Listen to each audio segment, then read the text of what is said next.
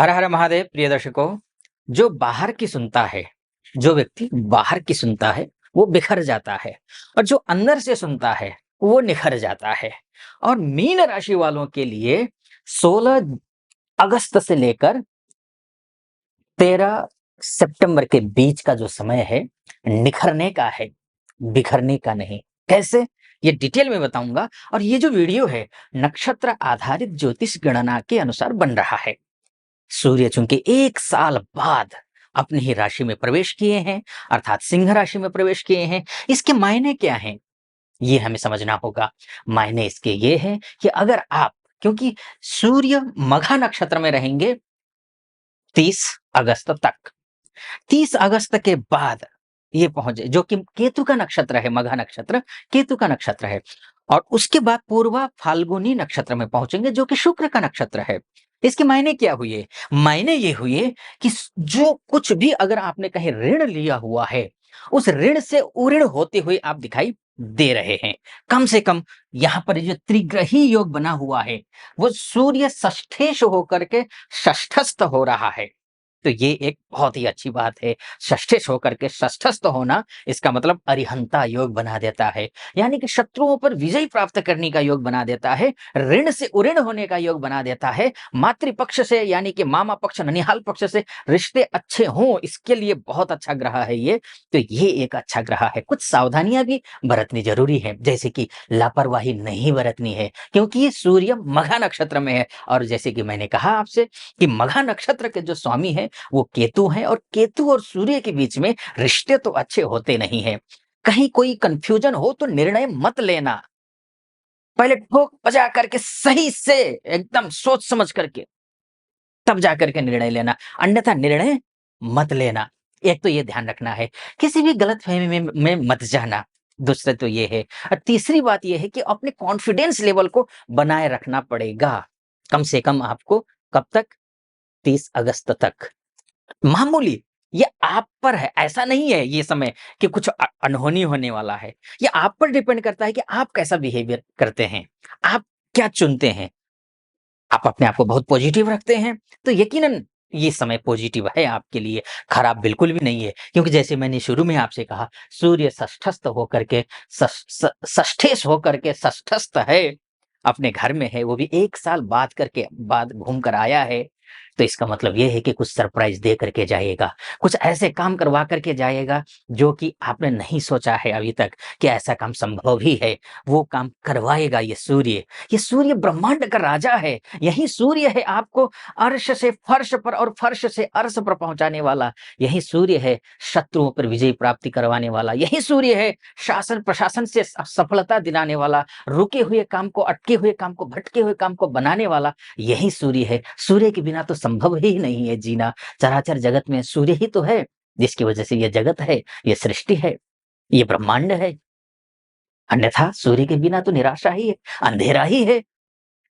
तो आपके जीवन में भी, मीन राशि वालों के जीवन में भी, ये जानते हुए भी कि शनि की 7.5 से आप पीड़ित हैं और आपकी ही राशि में राहु बैठा हुआ है, बावजूद इसके सूर्य अच्छा करने जा रहे हैं। करना क्या है? अगर आप सफलता के सीढ़ियों पर सीढ़ी चढ़ना चाहते हैं, अपनी मंजिल पर पहुंचना चाहते हैं, तो अपने लाइफस्टाइल को सही रखना है। लाइफस्टाइल को तहस-नहस मत कर देना।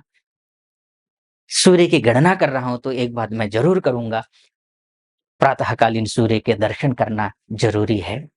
प्रातःकालीन सूर्य का दर्शन करिए। यहाँ पर शुक्र, सूर्य का शुक्रादित्य राजयोग बन रहा है। यहीं पर बुध शुक्र का आपका लक्ष्मी नारायण नामक राजयोग बन रहा है। यहीं पर सूर्य बुध का बुधादित्य नामक राजयोग भी बन रहा है। चूंकि षष्ठस्थ होकर के राजयोग बन रहा है, कमजोर जरूर है ये राजयोग, लेकिन न देने वाला, कुछ लाभ न पहुंचाने वाला तो कतई नहीं है।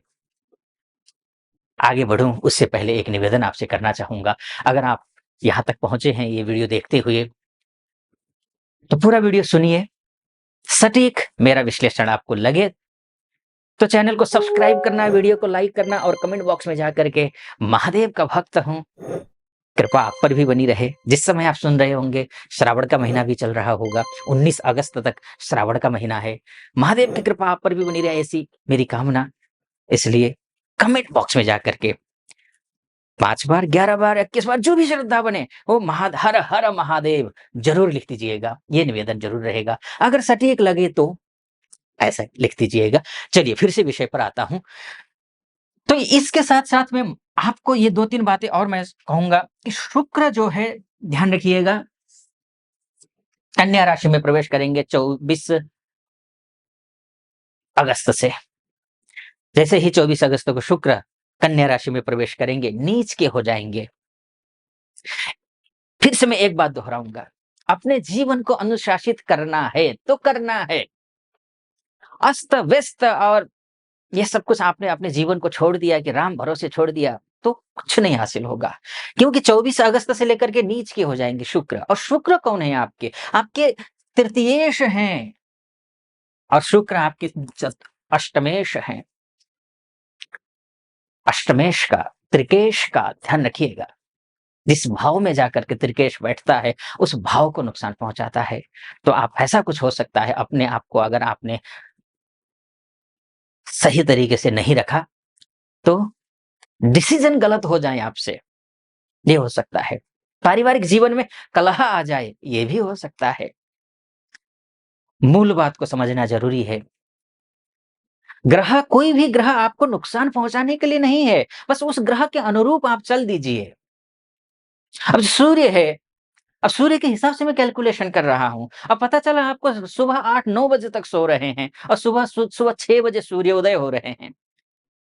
अब पता चला सूर्य की पूर्व की ओर ही जो है ना पैर करके आप एकदम लेटे हुए हैं, तो कोई लाभ नहीं मिलने वाला है। यही ग्रह आपको शुभ फल देगा कब?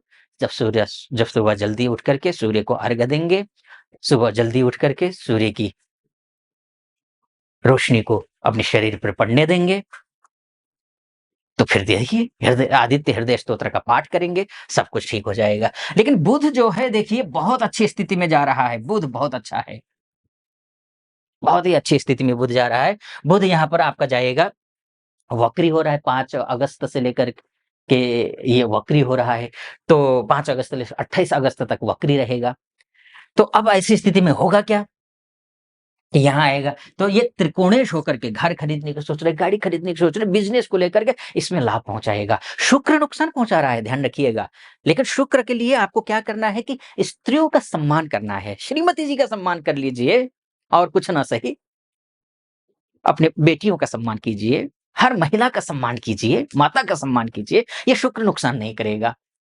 अब बुध को स्ट्रॉन्ग कीजिए, हर कोई काम करना हो, काम करने से पहले श्री गणेशाय नमः कह करके आप उच्चारण कर लीजिए मन ही मन में, ठीक हो जाएगा, ये भी अच्छा हो जाएगा। मंगल यहाँ पर 26 तारीख को चतुर्थस्थ हो जाएँगे, सीधा कर्म स्थान को देखेंगे, मान-सम्मान बढ़ाएँगे, पद प्रतिष्ठा बढ़ाएँगे, फ्रेंड सर्कल में अच्छा करेंगे, नौकरी अच्छा हो जाएगा, प्रमोशन हो जाएगा, बिज़नेस अच्छा चलेगा, पैसे आएँगे रुके हुए। ये मंगल कर रहा है 26 अगस्त से लेकर के, शानदार है, अर्थात कहने का मेरा मतलब। देखिए सूर्य मूलतः मैं थोड़ा-सा नक्षत्र ज्योतिष को लेकर के कहना चाह रहा था।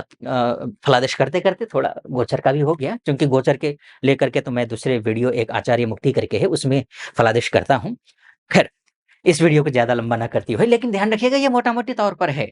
शत-प्रतिशत आपके जीवन में ये घटित होगा, इसकी कोई गारंटी नहीं है, क्योंकि आपकी कुंडली आपका डीएनए है। 1 मिनट के अंतर से भी अगर जन्म होता है तो पूरी कुंडली बदल जाती है। ये मोटा-मोटी तौर पर है कि ग्रह ऐसे-ऐसे चल रहे हैं, ग्रह शुभ हैं, अशुभ हैं, क्या है मैंने आपको बता दिया है। लेकिन मूलतः आपकी कुंडली ही सब कुछ है। तो अगर आप अपनी कुंडली के बारे में जानना चाहते हैं तो नीचे नंबर है, उस नंबर पे कॉल कीजिए, हमारे प्रतिनिधि से बात कीजिए, प्रतिनिधि से बात करके मुझसे ज्योतिषीय परामर्श लेने के लिए हमारी टीम से अपॉइंटमेंट ले लीजिए। निर्धारित तिथि पर जो तिथि देंगे, उसी तिथि पर आपकी मेरी बात होगी। फिलहाल इस वीडियो को यहीं समाप्त करता हूँ। आप खुश रहें, प्रसन्न रहें, महादेव की कृपा आप पर बनी रहे, ऐसी मेरी कामना। सटीक लगा हो तो सब्सक्राइब, लाइक और कमेंट कर दीजिएगा। फिलहाल अनुमति चाहूँगा। हर हर महादेव।